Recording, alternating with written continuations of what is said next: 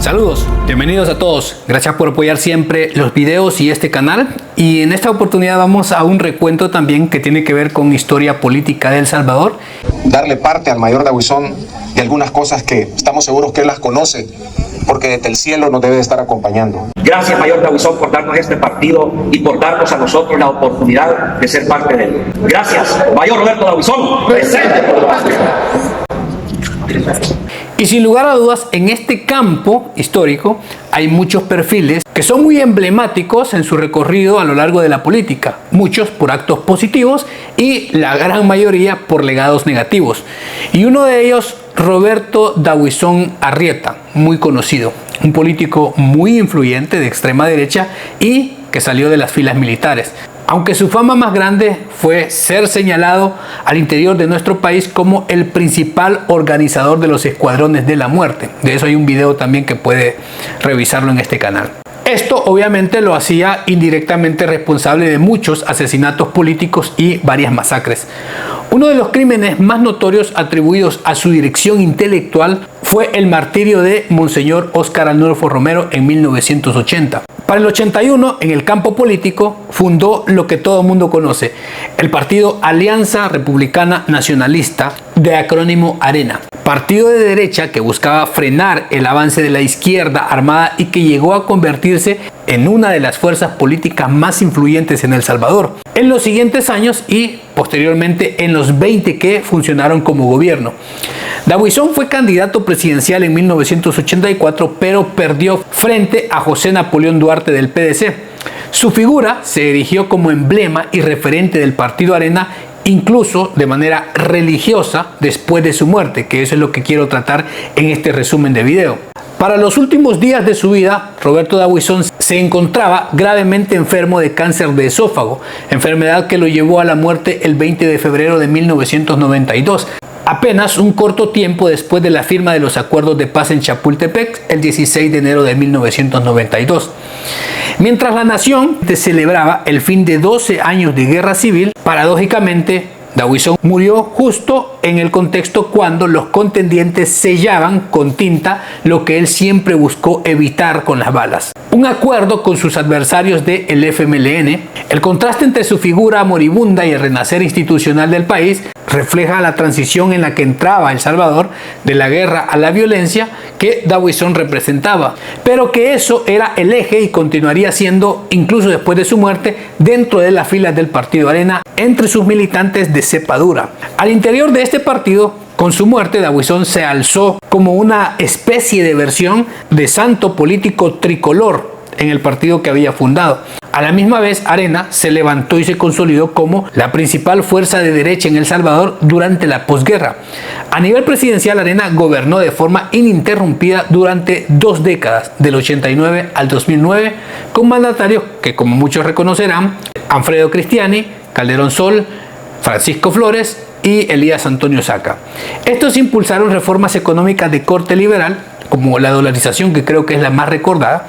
En el ámbito legislativo también el partido mantuvo amplias bancadas en la Asamblea, convirtiéndose en la fuerza política dominante y en la formulación de leyes y en la definición de la agenda nacional, que hasta esta fecha hay vestigios de todos esos cambios que hicieron cuando fueron gobierno. Pero retomando el campo de la secta religioso de los tricolor, en las campañas y en las sedes del partido siempre debía haber una foto grande del mayor Roberto Dawison. En ARENA parecía una especie de amuleto o una especie de bendecido que debían rendirle veneración, y el muy conocido saludo: mayor Roberto Dawison, presente por la patria. Eso es con lo que se identifica muchísimo, incluso hasta la actualidad, la gente en las filas de ARENA. Esto se convirtió en un ritual casi litúrgico en todos los creyentes areneros, repetido en convenciones, funerales y actos partidarios como una oración política que buscaba mantener viva la figura de su fundador. Esto se volvió un arraigo prácticamente religioso al interior del partido y también se retomaba por las cuestiones de las iniciativas militares y lo que había representado Dawison en todo ese contexto de la guerra civil. Y para julio del 2019, mientras el país hablaba de renovación política, ARENA ya había entrado en una crisis muy seria de apoyo popular. Estaban muy nerviosos de intentar recuperar el poder. Pero en Arena aparecían algunos empeñados en hacer arqueología partidaria. Por ejemplo, Gerardo Aguad, acompañado de su planilla compuesta por areneros de pura cepa de esos religiosos, en las instalaciones del partido, donde estaba la estatua de Roberto D'Aubuisson, llegó a inscribir su precandidatura a la presidencia del COENA. Hasta ahí todo dentro de la normalidad, en una interna partidaria. Lo pintoresco fue el acto religioso posterior. Una procesión improvisada hacia la estatua de Roberto D'Aubuisson, donde con la solemnidad de una misa laica levantaron la mano y juraron levantar al fundador y revivir su partido y no permitir que fuese destruido. Señores, que vamos a sacar adelante tu partido y que aquellos que lo quieren destruir van a fracasar. Gracias, Mayor D'Aubuisson, por darnos este partido y por darnos a nosotros la oportunidad de ser parte de él. Gracias por todo lo que tú hiciste y que muchos no lo entienden ni se acuerdan, pero nosotros sí. Gracias, Mayor Roberto D'Aubuisson, presente por la patria. El ritual tuvo la estética de una secta que, en vez de avanzar hacia el futuro, se aferraba al bronce inmóvil que estaban viendo. Nada proyecta liderazgo moderno como pedirle permiso a una estatua para competir en unas internas y, peor aún, hacerle un juramento. Otro ejemplo acérrimo sectario fue en vísperas de la canonización de Monseñor Romero en 2018, que era una de las víctimas de Roberto D'Aubuisson. Mientras el país se preparaba para celebrar la santidad de la víctima más emblemática de la violencia política, en Arena se vivía un ritual paralelo de fidelidad al victimario señalado. En la sede del partido, entre cantos, lágrimas, arengas, a la memoria del mayor Roberto D'Aubuisson, el exdiputado y miembro de la Comisión Política Mario Acosta Hortel tomó la palabra y entre vítores soltó una: váyanse al carajo, dirigido a quienes dentro del partido osaran no defender a uñas y dientes el legado del fundador de Arena. El mensaje no dejaba espacios para matices. En este partido, dudar del perfil de D'Aubuisson era un pecado mortal. Igualmente, no venerarlo y rendirle homenaje. El episodio ilustró lo acrítico y religioso del vínculo arenero con la estatua y su memoria, al punto de blindar su figura en un acto de devoción política justo cuando la iglesia canonizaba a quien él fue acusado de mandar a asesinar.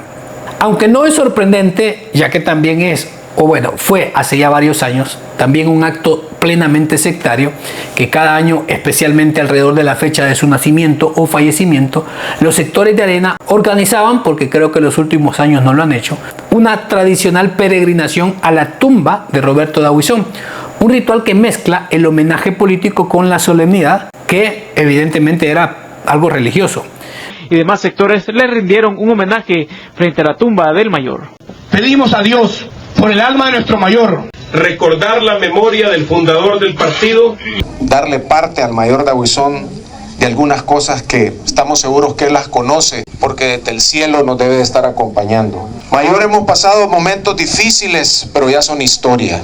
Mayor, aquí venimos a rendirle un informe de cuál es la situación actual. Vamos a recuperar a El Salvador.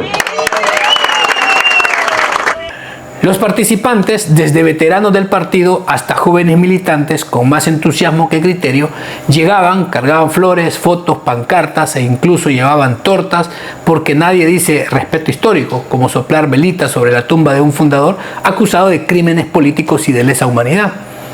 Durante la ceremonia se entonaban cánticos y discursos que exaltaban la nostalgia por los buenos tiempos que había vivido Arena, que ya han sido cosa del pasado. La tumba, convertida en un santuario, se presentaba y la devoción arenera parecía más un culto a la piedra que un acto de memoria seria. Es la forma más visible de decir: aquí no nos importa la historia objetiva, lo importante es nuestra versión heroica. Cada discurso, cada aplauso, cada foto que se tomaba frente a la lápida, funcionarios como un recordatorio de que Arena, la fidelidad a D'Aubuisson, era muy rígida por encima de cualquier cuestión política. Para ellos podía ser simultáneamente un acto de fe y un performance casi cómico de quienes lo veían desde afuera, obviamente. Pero no muy lejos en el tiempo, 23 de agosto del año 2018, Carlos Calleja, candidato presidencial de Arena, cumpliendo con estos rituales sectarios de su partido, acudió al cementerio Los Ilustres para rendir el tributo a la tumba de Roberto D'Aubuisson. Con la solemnidad que caracterizaba todo esto, el grupo que llegó con Callejas prometió triunfar en las elecciones y ganar en primera vuelta, mientras los asistentes aplaudían como si estuvieran presenciando un milagro electoral más que una campaña política, porque ya estaba tomando forma la campaña presidencial. A su lado, el entonces presidente del partido, Mauricio Interiano, enfatizaba la necesidad de mantener la pureza ideológica y honrar al fundador, y en un tono que parecía más un sermón que una estrategia electoral. Otros miembros del partido secundaban con frases como "su legado nos guía" y "Dawison vive en cada decisión que tomamos", dejando claro la torcida ideología que todavía tenía el partido para ese año. Para un observador externo, la escena parecía un espectáculo de culto político, y en efecto lo era. Promesas de campaña convertidas en ritual, aplausos en un difunto y discursos que transformaban la tumba en un altar de fidelidad ciega. De ver cómo Arena seguía empecinada, muy empeñada en rezar en el pasado y querer vivir de ello, mientras los problemas reales del país habían quedado relegados en la fila de atrás, y obviamente también ellos como fuerza política, ya que el poder se les había escapado de las manos ya hacía prácticamente 10 años. Nosotros estamos aquí celebrando entre hermanos nacionalistas en medio de una contienda presidencial. La unidad del partido es clave. Yo lucho constantemente por la unidad del partido, y le puedo decir, este partido, con la gran alianza que hemos construido, incluyendo otros partidos y la sociedad civil, va a ganar la presidencia de la República primero. Y por cierto, Carlos Calleja perdió, y sí, perdió en primera vuelta por una abultada diferencia. Pero el duro golpe al culto hacia Dawison, lo sectario, vino en un caso viejo de corrupción, los famosos cheques de Taiwán de Paco Flores. Se supo que millones de esos fondos fueron canalizados a través de los mecanismos oficiales del Estado y fueron depositados en cuentas del Centro de Estudios Políticos vinculado al Partido Arena. Desde ahí el dinero fue transferido a cuentas del partido sin ningún registro oficial, sin justificación legal, aunque se dijo en teoría que el dinero había sido utilizado para campaña. Entonces la Fiscalía, para julio del 2021, ejecutó un embargo de bienes al Partido Arena, incluyendo su sede en San Salvador, otros activos, y todo valorado aproximadamente en 3.9 millones de dólares.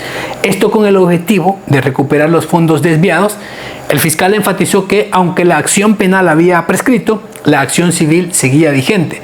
El Partido Arena calificó la intervención como una cortina de humo, sugiriendo que el gobierno utilizaba el caso para desviar la atención de otros temas. Sin embargo, la evidencia documental y las acciones judiciales indicaron lo contrario. Aunque extraoficial, algunas fuentes fiscales dijeron que se consideró la devoción religiosa de los areneros, ese acto sectario, y se dijo que fuesen a reclamar la estatua y se las entregarían, pero nadie llegó, nadie se animó.